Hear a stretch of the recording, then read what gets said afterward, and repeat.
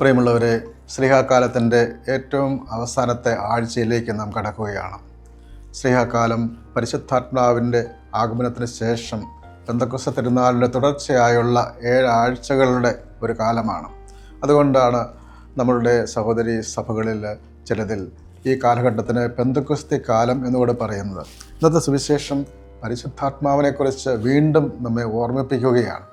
ഈ കാലഘട്ടം മുഴുവനും പരിശുദ്ധാത്മാവിൽ നിറയുവാനും അവിടുത്തെ ദാനവരങ്ങളിൽ പൂർണ്ണരാകുവാനും തിരുസഭ നമ്മളെ അഭ്യസിപ്പിക്കുകയായിരുന്നു. നാം എത്രമാത്രം പരിശുദ്ധാത്മാവിൻ്റെ പ്രേരണയനുസരിച്ച് ജീവിക്കുന്നു, പരിശുദ്ധാത്മാവിൻ്റെ ചൈതന്യം നമ്മളിലുണ്ട്, എങ്ങനെ പരിശുദ്ധാത്മാവിൻ്റെ സഹവാസത്തിലായിരിക്കണം എന്നൊക്കെ നമ്മെ പഠിപ്പിക്കുന്ന ഈശോയുടെ പ്രബോധനങ്ങളാണ് നമ്മൾ യോഹന്നാന്റെ സുവിശേഷം 14-ാം അധ്യായം 11 മുതൽ 26 വരെയുള്ള തിരുവചനങ്ങളിൽ നമ്മൾ ശ്രവിക്കുന്നത്. ചുരുങ്ങിയ വാക്യങ്ങളിലൂടെയാണെങ്കിലും വലിയ സത്യങ്ങൾ ഘനീഭവിച്ചിരിക്കുന്ന ഒരു ഭാഗമാണ് നാം ശ്രവിക്കുന്നത്. മനുഷ്യബുദ്ധിക്ക് അഗ്രാഹ്യമായ ദൈവിക സത്യങ്ങൾ ഈശോ വെളിപ്പെടുത്തി തരികയാണ്. പക്ഷേ ഈ വെളിപ്പെടുത്തൽ സ്നേഹത്തിൻ്റെ ഒരു ഭാഷയിലൂടെയാണ്. ദൈവവുമായുള്ള നമ്മുടെ ബന്ധം എന്താണ്? പിതാവായ ദൈവവുമായും പുത്രൻ തമ്പുരാനും പരിശുദ്ധാത്മാവുമായുള്ള നമ്മുടെ ബന്ധം അത് സ്നേഹത്തിൽ അധിഷ്ഠിതമായ ഒരു ബന്ധമാണ്. അത് ദൈവം നമ്മിൽ വസിക്കുന്ന, നാം അവിടുന്നിൽ വസിക്കുന്ന ഹൃദ്യമായ ഒരു സ്നേഹ അനുഭവമാണ് എന്ന് ഈശോ വ്യക്തമാക്കുകയാണ്. അകലെയിരിക്കുന്ന മനുഷ്യൻ്റെ തെറ്റുകുറ്റങ്ങൾ കണ്ട് അവനെ ശിക്ഷിക്കുവാൻ നോക്കിയിരിക്കുന്ന ഒരു അദൃശ്യ ശക്തി, ഒരു പരാശക്തിയായിട്ടല്ല. പിതാവായ ദൈവം, സ്നേഹിക്കുന്ന ദൈവം, പുത്രൻ തമ്പുരാൻ ആ സ്നേഹത്തിന് വേണ്ടി പിതാവിൻ്റെ ആ സ്നേഹം ലോകത്തിന് വെളിപ്പെടുത്തി കൊടുത്ത് സ്വയം ജീവൻ ബലിയർപ്പിക്കുന്ന ആ പുത്രൻ തമ്പുരാൻ, പരിശുദ്ധാത്മാവായ ദൈവം, അങ്ങനെ ദൈവത്തെക്കുറിച്ച് തന്നെയുള്ള വലിയ രഹസ്യങ്ങൾ നമുക്ക് വെളിപ്പെടുത്തി തരികയാണ്. സ്നേഹത്തിൻ്റെ ഭാഷയിലാണ് ഇത് വെളിപ്പെടുത്തി തരുന്നത്. നിങ്ങൾ എന്നെ സ്നേഹിക്കുന്നുവെങ്കിൽ എൻ്റെ കൽപ്പന പാലിക്കും. യോഹന്നാൻ 14:15.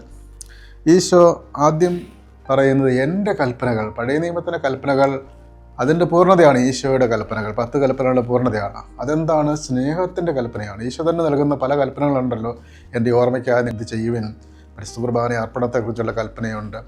ഈശോയുടെ പാദങ്ങൾ കഴുകുന്ന നിങ്ങൾ ഇതുപോലെ പരസ്പരം പാദങ്ങൾ കഴുകുവിൻ എന്നുള്ള കൽപ്പനയുണ്ട്. അങ്ങനെ സ്നേഹത്തിൻ്റെ ആ കൽപ്പന, ഈശോയുടെ കൽപ്പനകൾ അനുസരിക്കുമ്പോഴാണ് എന്നെ സ്നേഹിക്കുന്നുവെങ്കിൽ എൻ്റെ കൽപ്പനകൾ പാലിക്കും. അപ്പോൾ ഈശോയോടുള്ള സ്നേഹമാണ് കൽപ്പനകൾ പാലിക്കുന്നതിൻ്റെ അടിസ്ഥാനം. ഈശോയെ നാം എത്രമാത്രം സ്നേഹിക്കുന്നു, മറ്റ് പല കാര്യങ്ങളിൽ നിന്ന് വ്യത്യസ്തമായി ഈശോയോടുള്ള വലിയ സ്നേഹമാണ് നമ്മളുടെ കൽപ്പനകൾ പാലിക്കുന്നതിൻ്റെ മാനദണ്ഡം എന്ന് ഈശോ പഠിപ്പിക്കുകയാണ്.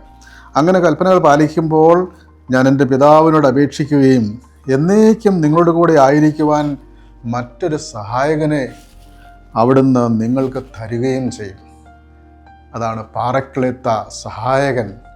ഈ സഹായകനെക്കുറിച്ചാണ്. ആ സഹായകൻ പരിശുദ്ധാത്മാവാണ്, പരിശുദ്ധ റുഹാകുദീസായ കർത്താവ് നൽകുകയാണ്. എങ്ങനെയാണ് നൽകുന്നത്? പിതാവാണ് നൽകുന്നത്. ഞാൻ പിതാവിനോട് പ്രാർത്ഥിച്ച് പിതാവ് നൽകുന്ന മറ്റൊരു സഹായകൻ. ഈശോ തന്നെയും ഒരു സഹായകനാണ്. നമുക്കറിയാം 1 യോഹന്നാൻ 2:1 നാം പാപം ചെയ്യുമ്പോൾ നമുക്ക് വേണ്ടി മാധ്യസ്ഥ്യം യാചിക്കുന്ന ഒരു സഹായകൻ, പ്രാർത്ഥിക്കുന്ന ഒരാൾ നമുക്കുണ്ട്. അത് ഈശോ മിശിഹായാണ് എന്ന് യോഹന്നാൻ ശ്ലീഹ തന്നെ പറയുന്നുണ്ട്. മറ്റൊരു സഹായകൻ, ഈശോയെപ്പോലെ തന്നെ മറ്റൊരു സഹായകൻ. അപ്പോൾ പിതാവും പുത്രനും പരിശുദ്ധാത്മാവും ത്രിത്വേക ദൈവത്തെ അവിടുന്ന് വെളിപ്പെടുത്തി തരികയാണ്. ദൈവം ഒരു സമ്പൂർണ്ണ അപരനല്ല, പരിപൂർണ നിശബ്ദതയിൽ ഏകാന്തതയിലായിരിക്കുന്ന ഒരു പരാശക്തി അല്ല ദൈവം. ദൈവം പിതാവും പുത്രനും പരിശുദ്ധാത്മാവും ഏകസത്തയിലുള്ള 3 വ്യക്തികളാണ്. ആ 3 വ്യക്തികൾ, ദൈവത്തിൻ്റെ ആ വ്യക്തിത്വങ്ങൾ, അത് ഏകദൈവം, ഒരു ദൈവം 3 ആളുകൾ.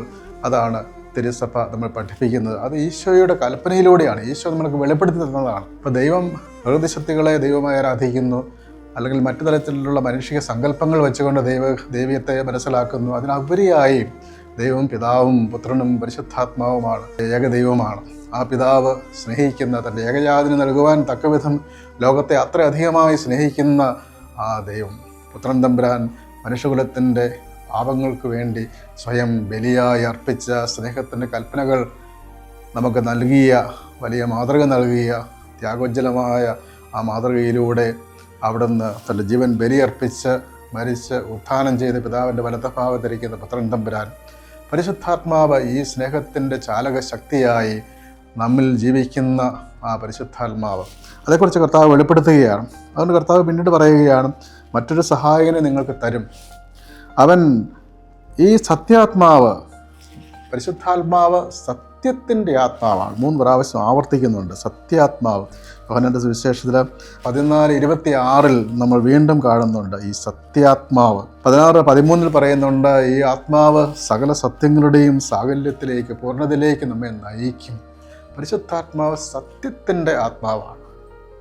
ഈശോ പറയുന്നുണ്ട്, ആത്മാവിലും സത്യത്തിലും ആണ് നിങ്ങൾ ആരാധിക്കേണ്ടത്. ഈശോ നൽകുന്ന ദൈവിക ആ വിശ്വാസത്തിൻ്റെ കാതൽ എന്തൊക്കെയാണ്?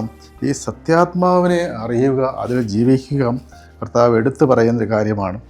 അതുകൊണ്ട് ഈശോയുടെ ആ സ്നേഹത്തിൻ്റെ ആ വലിയ വാഗ്ദാനമാണ്, വലിയൊരു വാഗ്ദാനമാണ്, വലിയൊരു സമ്മാനവുമാണ് പരിശുദ്ധാത്മാവ്. അതുകൊണ്ട് ഈ സത്യാത്മാവിനെ സ്വീകരിക്കുവാൻ ലോകത്തിന് സാധിക്കുകയില്ല. യോഹന്നാന്റെ സുവിശേഷം ലോകം എന്ന് പറയുമ്പോൾ അത് ദൈവത്തെ നിഷേധിക്കുന്ന, ദൈവത്തോട് മറുതലിക്കുന്ന, ദുഷ്ടമായ ചിന്തയോടുകൂടി നീങ്ങുന്ന സ്വാർത്ഥപരമായ മനുഷ്യൻ്റെ ജീവിതാവസ്ഥയാണ്. അങ്ങനെയുള്ള ആളുകളെയാണ് സൂചിപ്പിക്കുന്നത്.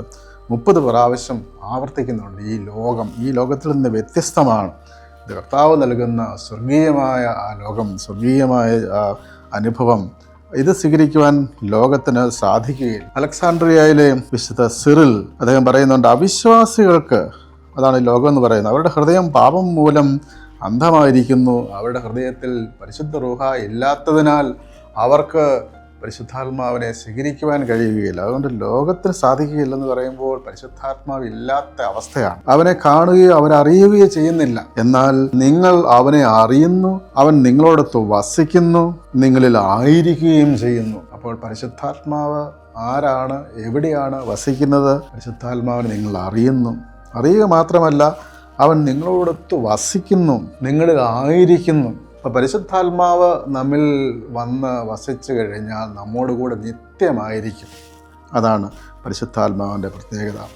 മാബോഗിലെ ഫിലക്സിനോസ് എന്ന ഒരു സഭാപിതാവ്, പാശ്ചാത്യ സുറിയാനി അന്ത്യോക്യൻ സഭാപിതാവാണ്. അദ്ദേഹം പറയുന്നത്, പരിശുദ്ധാത്മാവ് വന്നു കഴിഞ്ഞാൽ, പരിശുദ്ധാത്മാവിനെ ഒരാൾ സ്വീകരിച്ച്, മാമോദീസയുടെ സ്വീകരിച്ചു കഴിഞ്ഞാൽ അയാളിൽ നിന്നൊരിക്കലും പരിശുദ്ധാത്മാവ് വിട്ടുപോവുകയില്ല. അയാൾ പാപം ചെയ്താലും കുറ്റങ്ങൾ ചെയ്താലും പരിശുദ്ധാത്മാവ് അയാളിൽ നിന്ന് വിട്ടുപോവുകയില്ല. സഭയുടെ പ്രബോധനം അത് തന്നെയാണല്ലോ. മാമോദീസായും ശൈലീലേപനവും വീണ്ടും ആവർത്തിക്കുന്നില്ല. കാരണം എന്താണ്? പരിശുദ്ധാത്മാവിൻ്റെ ഇൻഡെലിബിൾ സീൽ മാർക്ക്, അതായത് മാഞ്ഞു പോകാത്ത ക്യാരക്ടർ എന്ന് പറയും, മാഞ്ഞു പോകാത്ത അടയാളം അവൻ്റെ ഹൃദയത്തിൽ പതിപ്പിച്ചിരിക്കുകയാണ്.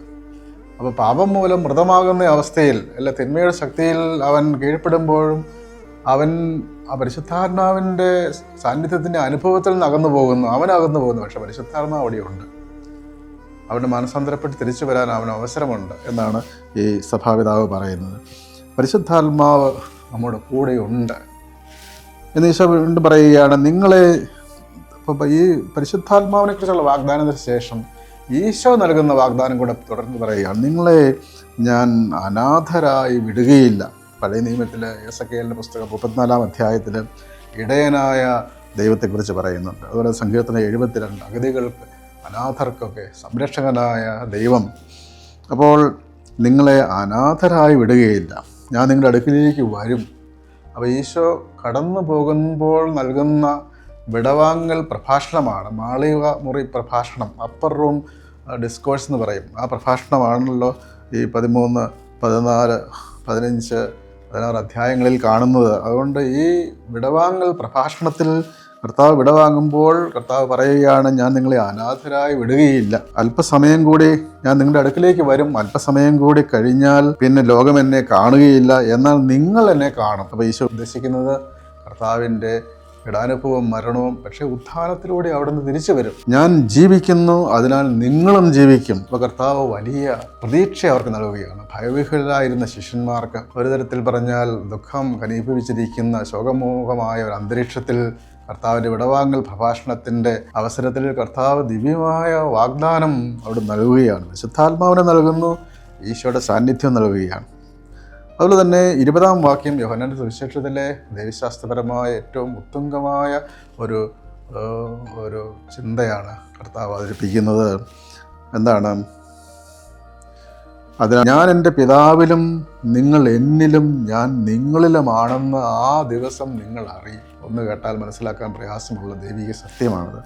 എന്താണ്? ഞാൻ എൻ്റെ പിതാവിലാണ്, പിതാവിൽ വസിക്കുന്നു, നിങ്ങൾ എന്നിൽ വസിക്കുന്നു, ഞാൻ നിങ്ങളിലും വസിക്കുന്നു. അങ്ങനെ അന്യോന്യ അധിവാസം, മ്യൂച്വൽ ഇൻഡ്വെല്ലിംഗ് എന്ന് പറയും.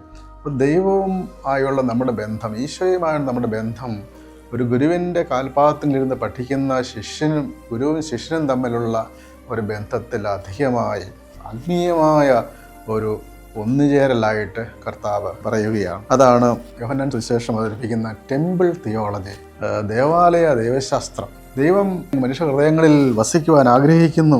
1 കൊരിന്ത്യർ 6:19 പറയുന്നുണ്ടല്ലോ, നിങ്ങൾ പരിശുദ്ധാത്മാവിൻ്റെ ആലയങ്ങളാണെന്ന് പറയുന്നുണ്ടല്ലോ. ദൈവം നമ്മിൽ വസിക്കാൻ ആഗ്രഹിക്കുന്നു. തിരുസഭയാകുന്ന ദേവാലയത്തിൽ കർത്താവ് വസിക്കുന്നു. അപ്പോൾ ഈശോ നമ്മോട് കൂടി ആയിരിക്കുന്നു, നാം ഈശോയോട് കൂടിയും ആയിരിക്കണം. അങ്ങനെ അന്യോന്യം ഒന്നിച്ച് അധിവസിക്കുന്ന സ്നേഹത്തിൻ്റെ ആത്മീയമായ സ്നേഹസയുജ്യം അതനുഭവിച്ചറിയണം. അതാണ് ഈശോ അവിടെ ആഹ്വാനം ചെയ്യുന്നത്. അതുകൊണ്ട് കർത്താവിൻ്റെ ആ ഒരു ടെമ്പിൾ തിയോളജി അത് സുവിശേഷത്തിൽ ഉടനീളം നമുക്ക് കാണാൻ കഴിയും. 1:14 ദൈവം വചനം മാംസമായി മനുഷ്യരുടെ കൂടാരമടിച്ചു. ആ കൂടാരത്ത് അടിച്ചെന്ന് പറയുമ്പോൾ എൻ്റെ അർത്ഥം ആ മനുഷ്യമായുള്ള ആ ഐക്യത്തിൻ്റെ മനുഷ്യാവതാരത്തിൻ്റെ രഹസ്യമാണ് അവിടെ അവതരിപ്പിക്കുന്നത്. നിങ്ങൾ ഈ ആലയം തകർക്കുവിൻ, ഞാനിത് വീണ്ടും പുതുക്കിപ്പണിയും. ഈശോ പറയുന്നു, ഈശോയുടെ ശരീരമാകുന്ന ആലയം യോഹന്നാൻ 2:19 പറയുന്നുണ്ട്. യോഹന്നാൻ 6:56 പറയുന്നുണ്ട്, ആരെങ്കിലും എന്നെ സ്വീകരിക്കുമ്പോൾ, എൻ്റെ അടുത്ത് വന്ന് എന്നെ സ്വീകരിക്കുമ്പോൾ അവൻ എന്നിൽ വസിക്കും, ഞാൻ അവനിൽ വസിക്കും. പരിശുദ്ധ കുർബാന സ്വീകരിക്കുമ്പോൾ ഉണ്ടാകുന്ന ആത്മീയ അനുഭവമാണ്. അപ്പോൾ ദൈവ സായുജ്യം, ദൈവമായുള്ള ആത്മീയ ഐക്യം, അത് സുവിശേഷത്തിൻ്റെ പ്രധാനപ്പെട്ട ഒരു പ്രമേയമാണ്. കർത്താവ് നമ്മിൽ വസിക്കുന്നു, നാം കർത്താവിൽ വസിക്കണം. തുടർന്ന് പറയുകയാണ്, എന്നെ സ്നേഹിക്കുന്നവനെ എൻ്റെ പിതാവും സ്നേഹിക്കും, ഞാനും അവനെ സ്നേഹിക്കുകയും എന്നെ അവന് വെളിപ്പെടുത്തുകയും ചെയ്യും. അതാണ് പറയുന്നത്, എന്നെ സ്നേഹിക്കുന്നവൻ എൻ്റെ വചനം പാലിക്കുകയും അപ്പോൾ എൻ്റെ പിതാവ് അവനെ സ്നേഹിക്കുകയും ഞാൻ അവൻ്റെ അടുത്ത് വന്ന് അവനിൽ വാസം ഉറപ്പിക്കുകയും ചെയ്യും. അപ്പോൾ ദൈവത്തിൻ്റെ അധിവാസം, ദൈവത്തിൻ്റെ കുടുംബമായി മാറുക, ദൈവം നമ്മിൽ വസിക്കുന്ന ആത്മീയമായ ഔന്നത്യത്തിലേക്ക് നമ്മൾ ഉയരുമെന്നാണ് പറയുന്നത്. സെൻ്റ് അഗസ്റ്റിൻ പറയുന്നത്, ഒരുവൻ മിശിഹായുടെ വെളിപാടിനെക്കുറിച്ച് അന്വേഷിച്ച് മനസ്സിലാക്കി അവൻ്റെ സ്നേഹത്തിൻ്റെ അനുഭവം സ്വന്തമാക്കുമ്പോൾ അവനിൽ വസിക്കുന്നു. ഈശോയെ അറിയുക, ഈശോയുടെ വെളിപാട്, ഈശോ സ്വയം വെളിപ്പെടുത്തുന്ന സത്യങ്ങൾ മനസ്സിലാക്കി അവൻ്റെ സ്നേഹത്തിൽ ആയിരിക്കുമ്പോൾ അവനിൽ വസിക്കുകയാണ്. ദൈവത്തിൽ ജീവിക്കുന്ന ആത്മീയ അനുഭവമാണ് നൽകുന്നത്. അതുകൊണ്ട് കുടുംബത്തിൻ്റെ ഭാഗമായി നാം മാറണം. ആ ദൈവീ കുടുംബം ഈശോയുടെ ആ സ്നേഹ കുടുംബമാണ്, തിരുസഭയാണ്. പിതാവും പുത്രനും പരിശുദ്ധാത്മാവുമായ ദൈവമായുള്ള ഐക്യം അതിൽ ആയിരിക്കുന്ന സമൂഹമാണ്. തുടർന്ന് 25-26 വാക്യങ്ങളിൽ വീണ്ടും ആവർത്തിക്കുകയാണ്, ഞാൻ നിങ്ങളുടെ ആയിരിക്കുമ്പോൾ തന്നെ ഇത് ഞാൻ നിങ്ങളോട് പറഞ്ഞിരിക്കുന്നു. അത് യോഹന്നാന്റെ സുവിശേഷത്തിൽ ഉപയോഗിക്കുന്ന ഒരു റിഫ്രെയിൻ, ഒരു പല്ലവിയാണ്. 7 പ്രാവശ്യം ആവർത്തിക്കുന്നുണ്ട്. ഞാൻ നിങ്ങളോട് ആയിരിക്കുമ്പോൾ ഇത് തന്നെ നിങ്ങളോട് പറയുന്നു. എന്താണ് പറയുന്നത്? അപ്പോൾ ഓരോ പുതിയ കാര്യങ്ങൾ ആവർത്തിച്ച് പഠിപ്പിക്കുവാൻ ഈശോ ഉപയോഗിക്കുന്ന ഒരു പ്രഭാഷണ സങ്കേതമാണ്. എന്നാൽ എൻ്റെ നാമത്തിൽ പിതാവ് അയക്കുന്ന സഹായകനായ പരിശുദ്ധാത്മാവ്, വീണ്ടും ഈ 16 ഉപയോഗിക്കുന്ന അതേ വാക്കാണ് 26-ാം വാക്യത്തിലും. സഹായകനായ പരിശുദ്ധാത്മാവ് എല്ലാ കാര്യങ്ങളും നിങ്ങളെ പഠിപ്പിക്കുകയും ഞാൻ നിങ്ങളോട് പറഞ്ഞിട്ടുള്ളവയെല്ലാം നിങ്ങളെ അനുസ്മരിപ്പിക്കുകയും ചെയ്യും. അപ്പോൾ പരിശുദ്ധാത്മാവ് ദൈവിക സത്യങ്ങൾ പഠിപ്പിക്കും. പക്ഷേ പഠിക്കുന്ന ആളുകളുടെ വലിയൊരു പ്രതിസന്ധി പഠിക്കുന്നതിൽ പലതും മറന്നു പോകുമെന്നുള്ളതാണ്. പരിശുദ്ധാത്മാവ് എന്താണ് ചെയ്യുന്നത്? അപ്പം മറവി, ദൈവിക സത്യങ്ങൾ മറക്കുന്ന, ദൈവിക യാഥാർത്ഥ്യങ്ങളിൽ നിന്ന് അകന്നു പോകുന്ന ഒരു പ്രവണത, അതെല്ലാ കാര്യങ്ങളിലും പഠിക്കുന്ന കാര്യങ്ങളും മറക്കുന്നു. റിറ്റൻഷൻ, മനസ്സിൽ ഓർമ്മ നിലനിൽക്കുന്നില്ല. അത് മനുഷ്യൻ്റെ വലിയ പ്രശ്നമാണ്. ഇവിടെ പറയുന്നത് എന്താണ്?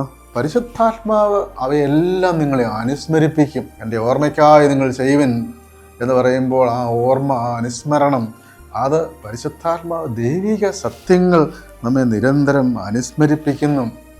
അലക്സാണ്ട്രിയയിലെ വിശുദ്ധ സിറിൽ പറയുന്നത്, ഇത് തിരുസഭയിലൂടെ കർത്താവ് തുടരുന്ന പരിശുദ്ധാത്മാവിൻ്റെ ആ പ്രബോധന പ്രക്രിയയാണ്. പരിശുദ്ധാത്മാവ് നമ്മെ പഠിപ്പിക്കുകയാണ്. സഭയിലൂടെ, സഭയുടെ ആചാര്യ ശുശ്രൂഷയിലൂടെ, സഭയുടെ പ്രബോധനങ്ങളിലൂടെ നിരന്തരം നമ്മെ പഠിപ്പിക്കുകയാണ്. അപ്പം നിരന്തരം ഈശോയിൽ നിന്ന് പഠിക്കുക, പരിശുദ്ധാത്മാവ് നമുക്ക് ദൈവീക രഹസ്യങ്ങൾ ഓർമ്മിപ്പിക്കുന്നു. അനുദിന ജീവിതത്തിൽ പ്രശ്നങ്ങളും പ്രതിസന്ധികളും വരുമ്പോൾ, വെല്ലുവിളികൾ നേരിടുമ്പോൾ, പാവപ്രലോഭനങ്ങളും പ്രേരണകളും ഉണ്ടാകുമ്പോൾ, പല സത്യങ്ങളും നമ്മൾ മറന്നു പോകും. നാം ആരാണെന്ന് മറന്നു പോകും. നമ്മളുടെ ജീവിത ലക്ഷ്യം എന്താണെന്ന് മറന്നു പോകുന്നു. അവിടെയാണ് പരിശുദ്ധാത്മാവിൻ്റെ അനുഗ്രഹം നമുക്ക് ശക്തി നൽകുന്നത്. പരിശുദ്ധാത്മാവ് നമ്മോട് കൂടെ എന്നും വസിക്കുന്ന ദൈവത്തിൻ്റെ വലിയ വാഗ്ദാനമാണ്. നമ്മുടെ കുർബാനയിൽ ഉപയോഗിക്കുന്ന ഒരു വാക്കുണ്ട്. കുർബാനയെ സ്വീകരണത്തിന് ശേഷം ഞങ്ങൾ സ്വീകരിച്ച ഈ അച്ചാരം, പരിശുദ്ധാത്മാവിനെ സൂചിപ്പിക്കുവാൻ പൗലോസ്ലീഹ ഉപയോഗിക്കുന്ന ഒരു വാക്കാണിത്. ഈ അച്ചാരം ഞങ്ങളുടെ അവകാശത്തിൻ്റെ അച്ചാരമാണ് പരിശുദ്ധാത്മാവ്. എഫെസ്യസ് ലേഖനം 1:14 2 കൊറിന്തോസ് 1:22 പറയുന്നുണ്ട്, അവൻ്റെ മുദ്ര അച്ചാരമായി നമ്മുടെ ഹൃദയത്തിൽ പതിപ്പിച്ചിരിക്കുന്നു. പരിശുദ്ധാത്മാവ് രക്ഷയുടെ ഒരു മുൻ ആസ്വാദനമാണ്, ഈ അച്ചാരമാണ്. കുർബാന സ്വീകരിക്കുമ്പോൾ നാം ആ നിത്യമായ സ്വർഗീയ അവകാശത്തിൻ്റെ ആച്ചാരം സ്വീകരിക്കുന്നുവെന്നാണ് അതിൻ്റെ അർത്ഥം. പൗരസ്ത്യ സുറിയാനി സഭാപിതാക്കന്മാർ അഫ്രഹാത്തും എഫ്രേമും ഒക്കെ പറയുന്നത് ആ ചിന്തയിൽ നിന്നാണ് കുർബാനയിൽ ഈ വാക്കുണ്ടായത്. പരിശുദ്ധാത്മാവിൻ്റെ ആ വലിയ ശക്തിയാണ് നിരന്തരം നമ്മളിൽ കൂദാശകളിലൂടെ ദൈവിക അനുഗ്രഹങ്ങൾ പങ്കുവയ്ക്കുന്ന ശക്തിയാലാണ്. പരിശുദ്ധ കുർബാനയിലെ ആ ന്യൂമാറ്റിക് ഡൈമെൻഷൻ, അതായത് റൂഹാത്മക മാനം പൗരസ്ത്യ സഭകളിൽ എപ്പോഴും പരിശുദ്ധാത്മാവിനെ വിളിച്ചപേക്ഷിക്കുന്നുണ്ട്. പരിശുദ്ധാത്മാവ് ഇറങ്ങി വരണം, ഈ അപ്പത്തെയും വീഞ്ഞിനെയും കർത്താവിൻ്റെ ശരീരത്തങ്ങളാക്കി മാറ്റണമേ, ഇത് സ്വീകരിക്കുന്ന ഞങ്ങൾക്ക് ആ ദൈവികമായ അനുഗ്രഹങ്ങൾ നിത്യജീവനിൽ ലഭിക്കണമേ എന്ന് പ്രാർത്ഥിക്കുകയാണ്. നമ്മുടെ പരിശുദ്ധാത്മാവിനെ സ്വീകരിക്കേണ്ട ഏറ്റവും പ്രധാനപ്പെട്ട അവസരം ദിവ്യ കൂദാശകളിൽ പങ്കുചേരുക, പ്രാർത്ഥനകളിൽ പങ്കുചേരുക. ദൈവത്തിൻ്റെ വലിയ വാഗ്ദാനമാണ് പരിശുദ്ധാത്മാവ്. ഇന്നത്തെ 1ഉം 2ഉം വായനയിൽ നമ്മൾ കാണുന്നത്, ദൈവം തൻ്റെ ജനത്തെ നയിക്കുവാൻ മോശയെ തിരഞ്ഞെടുത്തു. പക്ഷേ മോശയ്ക്ക് തന്നെ എല്ലാ കാര്യങ്ങളും ചെയ്യാൻ സാധിക്കാത്തപ്പോൾ മോശയോട് പറയുകയാണ്, ജനങ്ങളിലെ ശ്രേഷ്ഠന്മാരിലും പ്രമാണിമാരിലും വിളിച്ചുകൂട്ടി. സംഖ്യയുടെ പുസ്തകം 11:16 മുതൽ 70 വരെ വിളിച്ചുകൂട്ടുക, അവർക്ക് നിൻ്റെ മേലുള്ള ചൈതന്യത്തിൽ നിന്ന് ഒരു ഭാഗം ഞാൻ പകരും. അപ്പം പരിശുദ്ധാത്മാവിൻ്റെ ഒരു സൂചനയാണ് ഇവിടെ കാണുന്നത്, ഒരു മുൻ സൂചനയാണ്. മോശയ്ക്ക് കൊടുത്ത അനിതര സാധാരണമായ ദൈവികമായ ശക്തി, ആ ചൈതന്യം അതിന് പകുത്തു നൽകാൻ പോവുകയാണ് 70 പേർക്ക്. അങ്ങനെ അത് പകുത്തു നൽകുവാൻ ആ കൂടാരത്തിലിരുന്ന് പ്രാർത്ഥിക്കുവാൻ ഒരുങ്ങുവാൻ ആവശ്യപ്പെടുകയാണ്. ദൈവസന്നിധിയിൽ പ്രാർത്ഥിക്കുമ്പോഴാണ് ഈ ദൈവിക ചൈതന്യം ലഭിക്കുന്നത്. പക്ഷെ 2 പേര് പാളയത്തിൻ്റെ പുറത്തിറങ്ങാതെ അകത്തിരുന്നു. എൽദാദ്, മെദാദ്, സംഖ്യയുടെ പുസ്തകം 11:26. പക്ഷെ അവരും പ്രവചിക്കുകയാണ്. ഇത് കേട്ട് ജോഷുവ പറയുകയാണ്, പ്രഭു അവരെ വിലക്കുക, അവരും പ്രവചിക്കുന്നല്ലോ. അപ്പം 29-ാം വാക്യം മോശ പറയുന്നൊരു വാക്കുണ്ട്, എന്നെപ്രതി നീ അസൂയപ്പെടുന്നു. കർത്താവിൻ്റെ ജനം മുഴുവൻ പ്രവാചകന്മാരാവുകയും അവിടുന്ന് തൻ്റെ ആത്മാവിനെ അവർക്ക് നൽകുകയും ചെയ്തിരുന്നെങ്കിൽ എന്ന് ഞാൻ ആശിക്കുന്നു. ഇവ ജനത്തിന് മുഴുവൻ, 70 പേർക്ക് മാത്രമല്ല, പാളയത്തിന് അകത്തിരുന്നവർക്കും പുറത്തിരുന്ന 2 പേർക്കും മാത്രം, എല്ലാവരും പരിശുദ്ധാത്മാവിൻ്റെ ആ എല്ലാ ദൈവികമായ ആ പ്രവചന വരം, ആത്മീയ വരം സ്വീകരിക്കണമെന്ന് ആഗ്രഹിക്കുന്നു പറയുകയാണ്. രണ്ടാമത്തെ ഒരു വലിയ സൂചനയാണ് 1 സാമുവേൽ 16:14 മുതൽ ദാവീദിനെ വിളിക്കുകയാണ്. സാവൂളിനെ ഒരു ദുരാത്മാവ് പീഡിപ്പിക്കുന്നു. അപ്പോൾ ദാവീദ് കിന്നരം വായിച്ച് പാടുന്ന ദാവീദ് 10 അല്ലെങ്കിൽ 12 കമ്പിയുള്ള കിന്നരം വായിച്ച് മനോഹരമായി പാടുന്ന ആളാണ് ദാവീദ്. ഈ കിന്നരം സങ്കീർത്തനം, സല്ലേൻ എന്ന് പറഞ്ഞാൽ പ്ലക്ക് ചെയ്യുക, ആ കമ്പികൾ മീട്ടുന്നതിനാണ് പറയുന്നത്. അങ്ങനെ കിന്നരം വായിക്കുക, കിന്നരത്തിൻ്റെ സ്വരം മാത്രമായിരിക്കുകയില്ല, ദൈവിക സങ്കീർത്തനത്തിൻ്റെ രചയിതാവ് കൂടിയാണല്ലോ ദാവീദ്. അത് ദാവീദ് വന്ന് വായിക്കുമ്പോൾ, ആ ദിവ്യസംഗീതം പൊഴിക്കുമ്പോൾ അദ്ദേഹത്തിൽ നിന്നും ദുരാത്മാവ് വിട്ടുപോകുന്നു, ആശ്വാസവും സൗഖ്യവും ലഭിക്കുന്നു. അങ്ങനെ പരിശുദ്ധാത്മാവിൻ്റെ ഒരു ചൈതന്യം ലഭിക്കുകയാണ്. ആ ചൈതന്യം വഴി ദുരാത്മാക്കളിൽ നിന്ന് മോചനം പ്രാപിക്കുകയാണ്. സഭയിലെ ദിവ്യ സംഗീതം, ആരാധന സംഗീതം, ആ ഗീതം ആലപിക്കുമ്പോൾ പരിശുദ്ധാത്മാവിൻ്റെ ഗീതങ്ങൾ ആലപിച്ച് നിങ്ങൾ ദൈവത്തെ സ്തുതിക്കുമെന്ന് കൊളോസ്യ ലേഖനത്തിൽ നമ്മൾ വായിക്കുന്നുണ്ട്. അങ്ങനെ ആ ദൈവീയ സംഗീതം തിന്മയുടെ ശക്തികളിൽ നമുക്ക് മോചനം നൽകും. വാക്കുകൾക്ക് അതീതമായ ആത്മീയമായ പ്രചോദനങ്ങൾ നൽകുന്നവയാണ് സംഗീതം. അത് ആത്മീയ സംഗീതമാകുമ്പോൾ അതിൻ്റെ ഇരട്ടി പ്രചോദനങ്ങൾ നമുക്ക് നൽകുന്നവയാണ്. അതുകൊണ്ട് പരിശുദ്ധാത്മാവിനെ കർത്താവ് വാഗ്ദാനം ചെയ്യുമ്പോൾ ആ പരിശുദ്ധാത്മാവിനെ സ്വീകരിക്കുവാൻ നമ്മൾ ഹൃദയം സജ്ജമാക്കണം. ഇന്നത്തെ അതിന് പ്രായോഗിക മാർഗങ്ങളാണ് ഗലാത്യ ലേഖനത്തിൽ ഇന്ന് നമ്മൾ കേൾക്കുന്നത്. 5-ാം അധ്യായം 16 മുതൽ 26 വരെയുള്ള വാക്യങ്ങളിൽ ഒന്നാമത് പറയുന്നത്, നാം ആരുടെ പ്രേരണ അനുസരിച്ചാണ് ജീവിക്കേണ്ടത്? പൗലോസ് പറയുന്നു, ആത്മാവിൻ്റെ പ്രേരണ അനുസരിച്ച് വ്യാപരിക്കും. ജഡത്തിൻ്റെ പ്രേരണ അനുസരിച്ച്, പിയർ പ്രഷർ, കൂട്ടുകാരുടെ അല്ലെങ്കിൽ തിന്മയുടെ സ്വാധീനം അനുസരിച്ച്, അങ്ങനെ ജഡമോഹങ്ങൾ ആത്മാവിന് എതിരാണ്. ആത്മാവിൻ്റെ അഭിലാഷങ്ങൾ ജഡത്തിനും എതിരാണ്. അവ പരസ്പരം ഒരു മനുഷ്യൻ്റെ ഉള്ളിൽ കിടന്ന് കലഹിക്കുന്നതുകൊണ്ടാണ് നിങ്ങൾക്ക് ആഗ്രഹിക്കുന്നത് പ്രവർത്തിക്കുവാൻ കഴിയുന്ന ആന്തരികമായൊരു സംഘടനം, സമരം നടക്കുകയാണ് മനുഷ്യ ഹൃദയങ്ങളിൽ. തിന്മയും നന്മയും ജഡവും ആത്മാവും തമ്മിൽ. അതുകൊണ്ട് ആത്മാവിൻ്റെ പ്രേരണ എന്താണ് അത് മനസ്സിലാക്കി നിങ്ങൾ ജീവിക്കണം. രണ്ടാമത് പറയുകയാണ് 18-ാം വാക്യം, ആത്മാവ് നിങ്ങളെ നയിക്കുന്നെങ്കിൽ നിങ്ങൾ നിയമത്തിന് കീഴല്ല. ആത്മാവ് നയിക്കുന്ന അവസ്ഥ നമ്മുടെ ജീവിതത്തിലുണ്ട്. ആത്മാവ് ജഡത്തിൻ്റെ വ്യാപാരങ്ങൾ അദ്ദേഹം പറയുന്നുണ്ട്, 10-15 തിന്മകളെ എടുത്തു പറയുന്നുണ്ട്. അതാണ് ജഡത്തിൻ്റെ വ്യാപാരങ്ങൾ. ആഭിചാരം, വ്യഭിചാരം, അശുദ്ധി, ദുർവൃത്തി, വിഗ്രഹാരാധന, ശത്രുത, കലഹം, അസൂയ, കോപം, മാത്സര്യം, ഭിന്നത, വിഭാഗീയത, വിദ്വേഷം, മദ്യപാനം, മധുരോത്സവം, ഇവയൊക്കെ ജഡത്തിൻ്റെ പ്രവൃത്തി. ഇവ ചെയ്യുന്നവർക്ക് ദൈവരാജ്യം അവകാശപ്പെടുകയില്ല. മറിച്ച് പിന്നീട് പറയുകയാണ്, നിങ്ങൾ ആത്മാവിൻ്റെ ഫലങ്ങളനുസരിച്ച് നിങ്ങൾ ജീവിക്കണം. അതുകൊണ്ടാണ് 26-ാം വാക്യം, ആത്മാവിൽ വ്യാപരിക്കണം. പരിശുദ്ധാത്മാവിൽ വ്യാപരിക്കുക എന്നതിൻ്റെ അർത്ഥം. ആത്മാവിൻ്റെ ഫലങ്ങൾ എന്തൊക്കെയാണ്? നമ്മൾ ആത്മാവിൻ്റെ ഫലങ്ങളുണ്ടോ എന്ന് പരിശോധിക്കുന്ന ഒരു ലിറ്റ്മസ് ടെസ്റ്റാണ് വാസ്തവത്തിൽ ഈ വാക്യങ്ങൾ. സ്നേഹം, ആനന്ദം, സമാധാനം, ക്ഷമ, ദയ, നന്മ, വിശ്വസ്തത, സൗമ്യത, ആത്മസംയമനം, ഇവയൊക്കെയാണ് ആത്മാവിൻ്റെ ഫലങ്ങൾ. നമ്മുടെ ഹൃദയത്തിൽ ആത്മാവിൻ്റെ ഫലങ്ങൾ വളരുവാൻ, പരിശുദ്ധാത്മാവിൽ വ്യാപരിക്കുവാൻ, ആത്മാവിൻ്റെ പ്രേരണയനുസരിച്ച് ജീവിക്കുവാൻ കർത്താവ് നൽകുന്ന ദൈവത്തിൻ്റെ വലിയ വാഗ്ദാനമായ പരിശുദ്ധാത്മാവിനെ സ്വീകരിക്കുവാനുള്ള കൃപയ്ക്ക് വേണ്ടി പ്രാർത്ഥിച്ചുകൊണ്ട് നമുക്ക് ഈ ഞായറാഴ്ച ആചരിക്കാം. ദൈവം നമ്മെ എല്ലാവരെയും അനുഗ്രഹിക്കട്ടെ.